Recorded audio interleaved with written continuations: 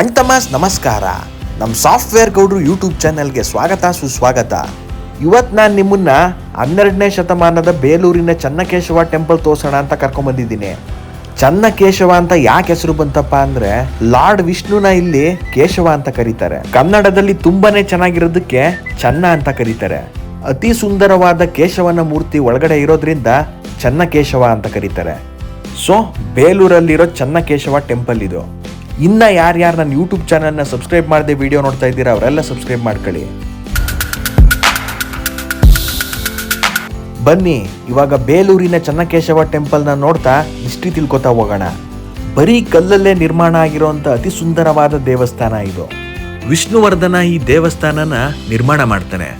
ಯಾಕೆ ಈ ದೇವಸ್ಥಾನ ಕಟ್ಟಿಸ್ತಾನೆ ಅಂದ್ರೆ ತಲಕಾಡನ್ನ ಚೋಳರು ಆಕ್ರಮಣ ಮಾಡ್ಕೊಂಡಿರ್ತಾರೆ.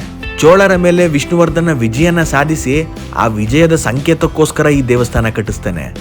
ಏನ್ ಹೆಬ್ಬಾಗ್ಲು ಎಷ್ಟು ದೊಡ್ಡದಿದೆ ನೋಡಿ. ಆ ಕಾಲದಲ್ಲಿ ಕಟ್ಟಿರೋ ದೇವಸ್ಥಾನಗಳ ಹೆಬ್ಬಾಗ್ಲೆಲ್ಲ ಬಹಳನೇ ದೊಡ್ಡದಾಗಿರುತ್ತೆ. ನಾವಿಲ್ಲಿ ಒಳಗಡೆ ಬರ್ತಿದ್ದಂಗೆ ಎರಡೆರಡು ದೇವಸ್ಥಾನ ನೋಡ್ತೀವಿ. ಒಂದು ಮೇನ್ ದೇವಸ್ಥಾನ, ಅದ್ರ ಪಕ್ಕದಲ್ಲಿ ಇನ್ನೊಂದು ಮಾಡೆಲ್ಲು. ಮೇನ್ ದೇವಸ್ಥಾನನ ಕಟ್ಟಕ್ಕಿಂತ ಮುಂಚೆ ಈ ಮಾಡೆಲ್ ದೇವಸ್ಥಾನ ಕಟ್ಟಿದ್ರಂತೆ. ಆ ಕಾಲದಲ್ಲಿ ಒಂದು ಪ್ರತೀತಿ ಇತ್ತಂತೆ, ಏನಾದ್ರೂ ಕೆಲಸ ಮಾಡಿದ್ರೆ ಒಂದನ್ನ ಮಾಡಬಾರ್ದು, ಎರಡು ಮಾಡಬೇಕು ಅನ್ನೋ ನಂಬಿಕೆ ಇತ್ತಂತೆ. ಹಾಗಾಗಿ ಮೊದಲು ಒಂದು ಮಾಡೆಲ್ ದೇವಸ್ಥಾನ ಕಟ್ಟಿ ಅದಾದ್ಮೇಲೆ ಮೇನ್ ದೇವಸ್ಥಾನ ಕಟ್ಟಿದ್ರಂತೆ. ಹಾಗೆ ಇನ್ನೊಂದು ಹೇಳ್ತಾರೆ, ಎರಡು ದೇವಸ್ಥಾನ ಯಾಕೆ ಕಟ್ಟಿದ್ರಪ್ಪ ಅಂದ್ರೆ ರಾಜ ರಾಣಿಯ ನೆನಪಿಗಿರ್ಲಿ ಅಂತ ಎರಡು ದೇವಸ್ಥಾನ ಕಟ್ಟಿದ್ರಂತೆ. ಈ ದೇವಸ್ಥಾನನ ಕಟ್ಟೋದಕ್ಕೆ ಬಳಸಿರೋ ಕಲ್ಲು ಯಾವ್ದಪ್ಪ ಅಂದ್ರೆ ಸ್ಥಳದಲ್ಲೇ ಸಿಕ್ಕಿರುವಂತ ಕ್ಲೋರಾಸ್ಟಿ ಸ್ಟಿಕ್ ಅಂತೆ. ಹಂಗಂದ್ರೆ ಬಳಪದ ಕಲ್ಲು. ಬಳಪದ ಕಲ್ಲಲ್ಲಿ ಇಷ್ಟು ಸುಂದರವಾದ ದೇವಸ್ಥಾನ ಕಟ್ಟಿದ್ದಾರೆ. ಈ ರೀತಿಯ ಬಳಪದ ಕಲ್ಲು ಇವತ್ತಿಗೂ ಕೂಡ ಮೈಸೂರಿನ ಹಳೆ ಭಾಗದಲ್ಲೆಲ್ಲ ಸಿಗುತ್ತೆ. ನಾವು ಚಿಕ್ಕ ಹುಡುಗರಿದ್ದಾಗ ಆ ಬಳಪದ ಕಲ್ಲಲ್ಲಿ ಏನೇನೋ ಬರ್ಕೊಂಡು ಆಟಾಡ್ತಾ ಇದ್ದೋ. ಆ ಬಳಪದ ಕಲ್ಲಿನ ವಿಶೇಷತೆ ಏನಪ್ಪಾ ಅಂದ್ರೆ ಗಾಳಿಲಿರೋಂಥ ಮಾಯಿಶ್ಚರ್ನ ಹೀರ್ಕೊಂಡು ಅದಿನ್ನ ಹಾರಡಾಗ್ತಾ ಹೋಗುತ್ತೆ. ಹಾಗಾಗಿ ಈ ದೇವಸ್ಥಾನ ಇಷ್ಟು ಸದೃಢವಾಗಿ ನಿಂತಿದೆ ಆ ಕಾಲದಿಂದ. ಇವಾಗೆಲ್ಲ ಕಲ್ಲುಗಳನ್ನ ಅಲ್ಲಿಂದ ಇಂಪೋರ್ಟ್ ಮಾಡ್ಕೊಂಡು ಇಲ್ಲಿಂದ ಇಂಪೋರ್ಟ್ ಮಾಡ್ಕೊಂಡು ಅಂತ ಹೇಳ್ಬಿಟ್ಟು ದೇವಸ್ಥಾನ ಕಟ್ಟಿಸ್ತಾರೆ. ಆ ಕಾಲದಲ್ಲಿ ರಾಜರು ಸ್ಥಳದಲ್ಲೇ ಸಿಗ್ತಿದ್ದಂತ ಕಲ್ಲನ್ನ ಯೂಸ್ ಮಾಡ್ಕೊಂಡು ದೇವಸ್ಥಾನ ಕಟ್ಟಿಸ್ತಿದ್ರು. ಯಾಕಪ್ಪ ಅಂದ್ರೆ ಬೇರೆ ಕಡೆಯಿಂದ ತರೋದಕ್ಕೆ ಟ್ರಾನ್ಸ್ಪೋರ್ಟ್ ಇಶ್ಯೂ ಆಗ್ತಿತ್ತು. ಮತ್ತೊಂದು ಅದೇ ಸ್ಥಳದಲ್ಲಿರುವಂತ ಕಲ್ಲನ್ನ ಯೂಸ್ ಮಾಡ್ಕೊಂಡ್ರೆ ಅಲ್ಲೇ ಸಿಗೋವಂಥ ಕಲ್ಲು ಅದೇ ವಾತಾವರಣಕ್ಕೆ ಚೆನ್ನಾಗಿ ಹೊಂದ್ಕೊಳ್ಳುತ್ತೆ ಅನ್ನೋಂಥ ಪ್ಲಾನು. ಎಷ್ಟು ಡೀಟೇಲಿಂಗ್ ಆಗಿ ಕೆತ್ತಿದ್ದಾರೆ ಅಂತ ಒಂದು ಎಕ್ಸಾಂಪಲ್ ತೋರಿಸ್ತೀನಿ ನೋಡಿ. ಇಲ್ಲಿ ಕಲ್ಲಲ್ಲಿ ಕೆತ್ತಿರೋಂಥ ಆನೆಗಳ ಪೊಸಿಷನ್ಗಳನ್ನ ನೋಡಿ. ಅಷ್ಟು ಆನೆಗಳು ಒಂದಲ್ಲ ಒಂದು ವಿಭಿನ್ನ ಭಂಗಿಯಲ್ಲಿದ್ದಾವೆ. ಯಾವುದು ಕೂಡ ಸಿಮಿಲರ್ ಅಂತ ಅನ್ಸಲ್ಲ ನಮಗೆ. ಇವಾಗೆಲ್ಲ ಟ್ರಿಪ್ ಅಂದರೆ ಹೊರಗಡೆ ಹೋಗ್ತೀವಿ, ಮೋಜು ಮಸ್ತಿ ಮಾಡ್ತೀವಿ, ಬರ್ತೀವಿ. ಆದರೆ ಇಂಥ ಸ್ಥಳಗಳನ್ನ ಕಣ್ಣಾರೆ ನೋಡಿದಾಗ ಆ ಕಾಲದಲ್ಲಿ ಎಷ್ಟು ಅಡ್ವಾನ್ಸ್ ಆಗಿದ್ರು ರಾಜರು ಅಂತ ಅನ್ಸುತ್ತೆ. ಅದು ವಿತೌಟ್ ಟೆಕ್ನಾಲಜಿ. ನಾವಿವಾಗ ವಿತ್ ಟೆಕ್ನಾಲಜಿ ಇನ್ನೆಷ್ಟು ಅಡ್ವಾನ್ಸ್ ಆಗಿರಬೇಕು ನೀವೇ ಯೋಚನೆ ಮಾಡಿ. ಬನ್ನಿ ಒಳಗಡೆ ಹೋಗೋಣ, ಇನ್ನ ಏನೇನಿದೆ ನೋಡೋಣ. ಅಬ್ಬಬ್ಬಬ್ಬಬ್ಬ ಏನು ಕಂಬಗಳು ನಿಲ್ಸೋರೆ ಅಂತೀರಾ? ಒಂದೊಂದು ಡಿಸೈನ್ ಇದಾವೆ.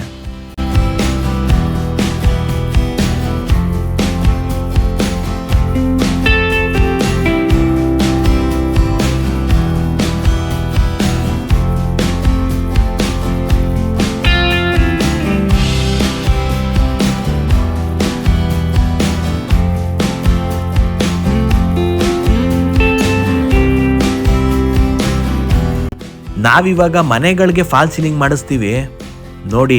ದೇವಸ್ಥಾನಕ್ಕೆ ಆ ಕಾಲದಲ್ಲಿ ಯಾವ ರೀತಿ ಫಾಲ್ ಸೀಲಿಂಗ್ ಆಗಿದೆ ಅಂತ ಇದನ್ನೆಲ್ಲ ಎಷ್ಟು ಪೇಷನ್ಸ್ ಇಂದ ಕೆತ್ತುತ್ತಾ ಇದ್ರು ನನಗಂತೂ ಗೊತ್ತಿಲ್ಲ.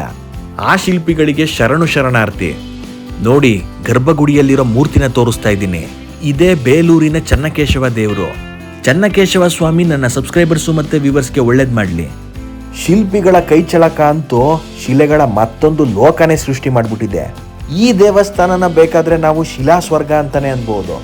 ಇಲ್ಲಿ ಕೆತ್ತನೆಗೊಂಡಿರುವಂತ ಶಿಲೆಗಳನ್ನ ನೋಡ್ತಾ ಇದ್ರೆ ಯಾವ್ದೋ ಸ್ವರ್ಗಲೋಕ ನೋಡ್ತಾ ಇದೀವಿ ಅಂತ ಅನ್ಸ್ಬಿಡುತ್ತೆ.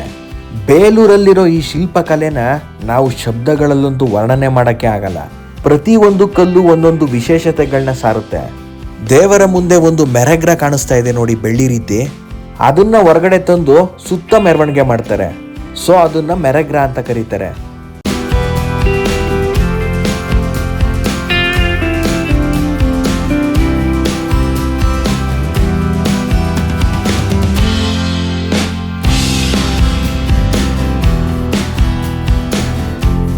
ಗರ್ಭಗುಡಿ ಎಂಟ್ರೆನ್ಸ್ ಅಲ್ಲಿ ಸೈಡಲ್ಲಿ ಏನ್ ನೋಡ್ತಾ ಇದ್ದೀರಾ, ಅದು ಜಯ ವಿಜಯ ಅಂತ ದ್ವಾರಪಾಲಕರು. ಈ ಗರ್ಭಗುಡಿ ಡಿಸೈನ್ ಅಂತೂ ಬಹಳನೇ ಸೊಗಸಾಗಿ ಕೆತ್ತವ್ರೆ. ಅಷ್ಟು ನೀಟಾಗಿ ಫಿನಿಶಿಂಗ್ ಬಂದಿದೆ ಇದು. ಇಲ್ಲಿರೋ ತೋರಣದ ಕೆತ್ತನೆ ಅಂತೂ ಬಹಳನೇ ಸೊಗಸಾಗಿದೆ. ಇಲ್ಲಿಗೆ ಬಂದಂತ ಪ್ರವಾಸಿಗರ ಆಕರ್ಷಣೆ ಆಗುತ್ತೆ ಇದು.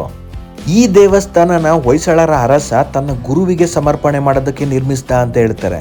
ಹೊಯ್ಸಳ ಚಕ್ರವರ್ತಿ ವಿಷ್ಣುವರ್ಧನ ನಮ್ಮ ಕರ್ನಾಟಕಕ್ಕೆ ಕೊಟ್ಟಂತ ಕೊಡುಗೆ ಇದು. ಈ ದೇವಸ್ಥಾನದ ನಿರ್ಮಾಣ ಶುರು ಮಾಡಿದ್ದು 1117ನೇ ಇಸ್ವಿಲಿ ಗುರು ರಾಮಾನುಜಾಚಾರ್ಯರ ಆಶೀರ್ವಾದದಿಂದ ನಿರ್ಮಾಣನ ಶುರು ಮಾಡ್ತಾರೆ. ಈ ದೇವಸ್ಥಾನನ ಕಟ್ಟಿ ಮುಗಿಸೋದಕ್ಕೆ ಬರೋಬ್ಬರಿ 103 ವರ್ಷ ತಗತಾರೆ. ನೋಡಿ, ಒಂದು ದೇವಸ್ಥಾನ ನಿರ್ಮಾಣ ಮಾಡೋದಕ್ಕೆ ಬರೋಬ್ಬರಿ 103 ವರ್ಷ ತಗೊಂಡಿದ್ದಾರೆ ಅಂದ್ರೆ ಏನ್ ಹುಡುಗಾಟದ ಮಾತಲ್ಲ. ಈ ಶಿಲೆಯ ಸ್ವರ್ಗ ಸೃಷ್ಟಿಗೆ ಆ ಶಿಲ್ಪಿಗಳು ತೋರಿರೋ ಅಂತ ಶ್ರದ್ಧೆ, ಪರಿಶ್ರಮ ಎಂತದಿರ್ಬೋದು ನೀವೇ ಯೋಚನೆ ಮಾಡಿ. Hats off to them, hats off. ಹಾಗೆ ಮುಂದೆ ಬಂದ್ರೆ ಇಲ್ಲಿ ಶ್ರೀ ದೇವರ ಶೇಷ ವಾಹನನ ನೋಡ್ಬೋದು. ಗ್ಲಾಸ್ ಒಳಗಡೆ ಯಾರು ಮುಟ್ಬಾರ್ದು ಅಂತ ಇಟ್ಟಿದ್ದಾರೆ. ಇದನ್ನೆಲ್ಲ ನೋಡ್ಕೊಂಡು ಹಾಗೆ ಹೊರಗಡೆ ಬಂದೆ. ಈ ಬೇಲೂರನ್ನ ಮೊದಲು ವೇಲಾಪುರ ಅಂತ ಕರೀತಿದ್ರು. ಇದು ಹಳೆ ಬೀಡಿಗಿಂತ ಮೊದಲು ಹೊಯ್ಸಳರ ರಾಜಧಾನಿಯಾಗಿತ್ತು. ಅದಾದ್ಮೇಲೆ ವಿಷ್ಣುವರ್ಧನ ತನ್ನ ರಾಜಧಾನಿಯನ್ನ ಹಳೆ ಬೀಡಿಗೆ ಬದಲಾಯಿಸ್ಕೊಂತಾನೆ. ಆಗಿನ ಕಾಲದಲ್ಲೇ ಹೊಯ್ಸಳ ರಾಜರು ವಿದೇಶದ ಸಂಪರ್ಕ ಹೊಂದಿದ್ರಂತೆ. ಆ ವಿದೇಶಿ ಶೈಲಿಯ ರಾಜರ ಕೆಲವೊಂದು ವೇಷಭೂಷಣಗಳನ್ನ ಈ ಕಲ್ಗಳಲ್ಲಿ ಕೆತ್ತಿದ್ದಾರೆ. ಹೊಯ್ಸಳರು ಬೇರೆ ದೇಶದ ರಾಜರ ಜೊತೆ ಸಂಪರ್ಕದಲ್ಲಿದ್ರು ಅಂದ್ರೆ ಅವಾಗ್ಲೇ ಎಷ್ಟು ಅಡ್ವಾನ್ಸ್ಡ್ ಆಗಿದ್ರು ಅಲ್ವಾ. ಅವಾಗ್ಲೇ ನಿಮ್ಗೆ ಮಾಡೆಲ್ ಅಂತ ಹೇಳಿದ್ನಲ್ಲ, ಅದೇ ಆ ದೇವಸ್ಥಾನ. ಅಲ್ಲೇನ್ ಅಷ್ಟೇನ್ ಡಿಸೈನ್ ಆಗಿ ಕೆತ್ತಿಲ್ಲ. ಆ ದೇವಸ್ಥಾನನ ಒಳ್ಳೆ ಬ್ಲೂ ಪ್ರಿಂಟ್ ತರ ಮಾಡಿದರೆ, ಫುಲ್ಲು ಪ್ಲೇನ್ ಆಗಿದೆ. ನಾವು ಹುಡುಗಿರ್ನ ವರ್ಣನೆ ಮಾಡುವಾಗ ಏನ್ ಬೇಲೂರಿನ ಶಿಲಾಬಾಲಕೆ ತರ ಆಡ್ತೀಯ ಅಂತ ಅಂತಿದ್ದೋ.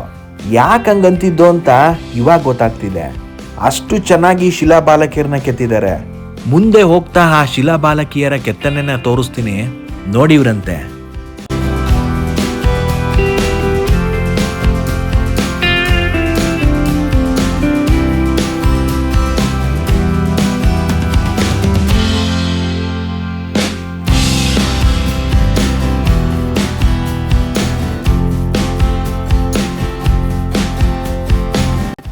ಇಲ್ಲೇನ್ ನೀವು ನೋಡ್ತಾ ಇದ್ದೀರಾ, ಇದು ವಿಷ್ಣು ತ್ರಿಮೂರ್ತಿ ನಾರಾಯಣನ ಕೆತ್ತನೆ ಅಲ್ಲಿದೆ. ಹಾಗೆ ಅದ್ರ ಪಕ್ಕದಲ್ಲೇ ಮಹಿಷಾಸುರ ಮರ್ದಿನಿಯನ್ನು ಕೂಡ ನೋಡ್ಬೋದು. ಮಹಿಷಾಸುರನ್ನ ಕೊಲ್ತಾ ಇರೋ ಚಾಮುಂಡಿ ತಾಯಿ. ನೋಡಿ, ಇಲ್ಲಿ ಚಿಕ್ಕದಾದ ಗಣೇಶ ಇದೆ. ಇದು ಅಷ್ಟಭುಜ ವಿನಾಯಕ, 8 ಆರ್ಮ್ಸ್ ಗಣೇಶ ಇದು. ಹಿಂಗೆ ಪ್ರತಿ ಒಂದು ಕಲ್ಲು ಕೂಡ ಒಂದೊಂದು ವಿಶೇಷತೆಗಳನ್ನ ಹೇಳುತ್ತೆ. ಇಲ್ಲಿಗೆ ನೀವು ಯಾರೇ ಬಂದರೂ ಗೈಡ್ಗಳನ್ನ ಮಾಡ್ಕೊಳ್ಳಿ. ಆ ಗೈಡ್ಗಳಂತೂ ಪ್ರತಿ ಕಲ್ಲಿನ ಬಗ್ಗೆ ಬಹಳನೇ ಸೊಗಸಾಗಿ ಎಕ್ಸ್ಪ್ಲೇನ್ ಮಾಡ್ತಾರೆ. ಬರೀ ನಾವಾಗೆ ನೋಡ್ಕೊಂಡು ಬಂದ್ರೆ ಏನು ಅರ್ಥ ಆಗಲ್ಲ. ಒಂದೊಂದು ಕಲ್ಲು ಒಂದೊಂದು ಕಥೆ ಹೇಳುತ್ತೆ. ನೋಡಿ, ಇಲ್ಲೊಂದು ಶಿವ ಡ್ಯಾನ್ಸ್ ಮಾಡ್ತಾ ಇರೋದನ್ನ ಕೆತ್ತಿದ್ದಾರೆ. ಅದನ್ನ ಗಜಾಸುರ ಮರ್ದನ ಅಂತ ಕರೀತಾರಂತೆ. ಅರ್ಧ ದಿನ ನಾವಿಲ್ಲಿ ಟೈಮ್ ಸ್ಪೆಂಡ್ ಮಾಡಿದ್ರೆ ಆಗಿನ ಕಾಲದ ಕೆತ್ತನೆಗಳ ಬಗ್ಗೆ ಪ್ರತಿಯೊಂದನ್ನು ತಿಳ್ಕೊಬಹುದು. 103 ವರ್ಷ ನಿರ್ಮಾಣ ಆಗಿರೋ ದೇವಸ್ಥಾನದ ಬಗ್ಗೆ ತಿಳ್ಕೊಳ್ಳೋದಕ್ಕೆ ನಾವು ಅರ್ಧ ದಿವಸ ಆದ್ರೂ ಟೈಮ್ ಸ್ಪೆಂಡ್ ಮಾಡಲೇಬೇಕು ಇಲ್ಲಿ. ಇಲ್ಲಿಂದ ನನ್ನ ಮಾತನ್ನ ಕಡಿಮೆ ಮಾಡ್ತೀನಿ. ನೀವು ಶಿಲಾ ಸೌಂದರ್ಯನ ಕಣ್ತುಂಬ ಸವಿರಿ.